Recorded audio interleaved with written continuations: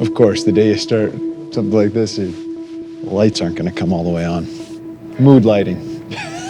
Elliot Crump is the school superintendent in Shelby, Montana, one of the countless small rural towns that's run out of teachers.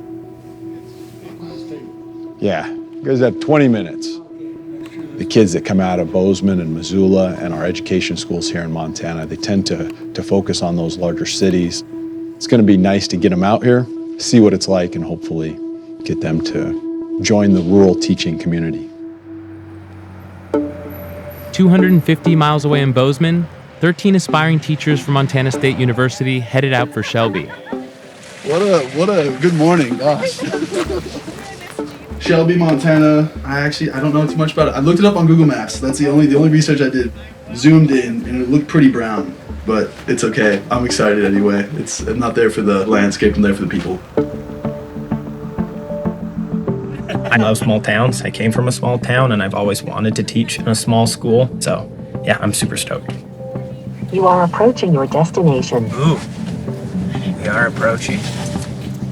Good morning. Good morning. Good morning. So I'll go first. My name is Elliot Crump. I'm the superintendent here. I used to teach social studies. I'm originally from the Seattle area. I'm Jake Lyle. I'm originally from Plains, Montana. Graduated there in 2016. I'm studying English teaching. Want to be an English teacher. Good morning. My name is Ned Bardsley. When I grow up, I want to be an art teacher.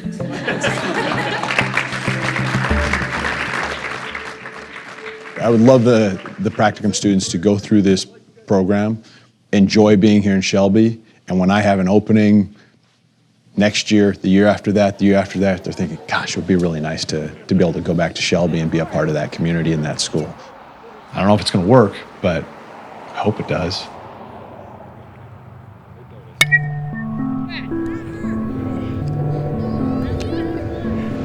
Shelby, Montana spans 6 square miles and is home to about 700 families, one K-12 school, and one main street that runs only a few blocks. It's an hour and a half from the nearest Walmart, 3 hours from the nearest Costco, and 4 hours from the nearest major airport. There are some districts in Montana that don't get an applicant for a job. You know, even 10 years ago, they were still pulling in people, getting applications, being more selective about who we can hire. Now it's just find someone. Dr. Tena Versland researches rural education. For the last 3 years, she's helped run the program that sends future teachers on a week-long date with the towns that need them the most. If you're a school and you can't fill teacher positions, what ends up happening to your offerings? What ends up happening to your school, your students? If you can't find teachers, young parents start to pull their kids out of school. They start sending them to neighboring schools. Maybe they leave that area. So schools can't find teachers. Schools die. Community dies. Shelby isn't dead, but in small towns throughout Montana, this is already an emergency. Nearly half of all schools in the state now employ teachers who aren't certified, and almost all of those schools are in rural communities. What was your temperature? 400. I think it's cooked. That's good. So we met in New York, started dating in New York. I was a city girl. I never thought I would be in Montana.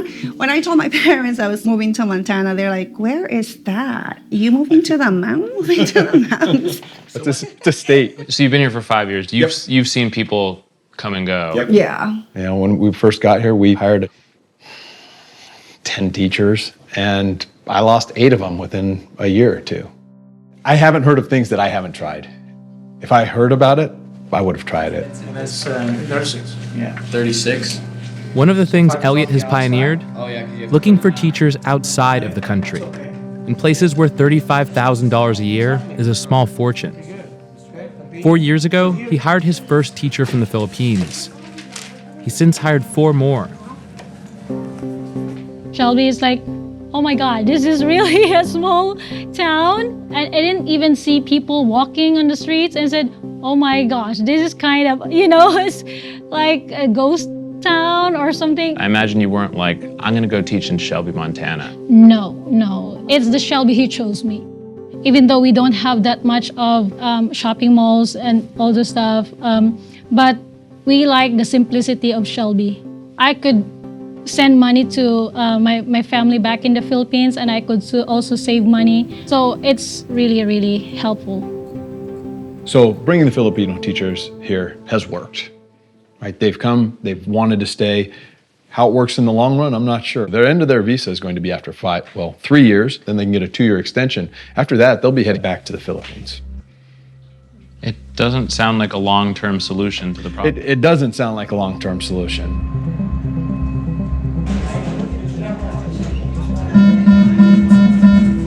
Congratulations. That's why Elliot and the whole town rolled out the red carpet for the MSU students. Shape. Equal lateral. There we go. X. Nice job. All right. Equal lateral triangle. Welcome to your favorite class. Yeah, sure. Yeah. All right. First off, how y'all doing with it? Good. I'm good. Talk to you guys. Okay, so you're gonna try to capture that bravely as well. When they weren't in classrooms teaching, they were given the star treatment. They took Shelby's fire trucks out for a joyride. They shot guns. And they went bowling. But 20-somethings are 20-somethings. They want to know what happens after 8 p.m. on a school night. Let's see what the first one we get. Oh, come on. KC, 22. How do you up your age? I think I'm gonna need to do that. Oh yeah, definitely do How do you that. do I got two. You don't have a lot of options. I don't have many options here. This one's 76 miles. I moved it up to 50, and then we're But back I mean, at it. you could be like a really big fish in a small pond. It's true. Maybe. Hello. I'm Rochelle. Josh, nice to meet you. So for someone in their 20s, like, what are the sort of things that you end up doing?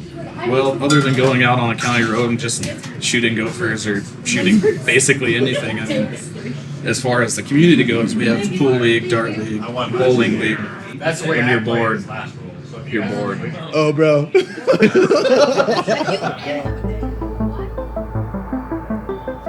Who here would move to this area if they were offered a job today?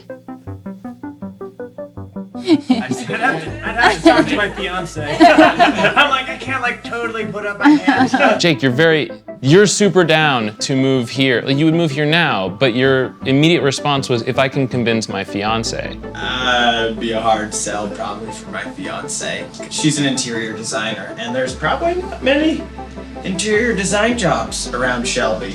I think the issue is a social life. So like the school's great, but what are you gonna do outside of school? Bowling league. Small towns are probably not for everybody, but you owe it to yourself to give it a chance to do more than drive through it and experience it for yourself. I don't know how long I could stay, and I think that's the problem we're facing. I don't know how I could help that.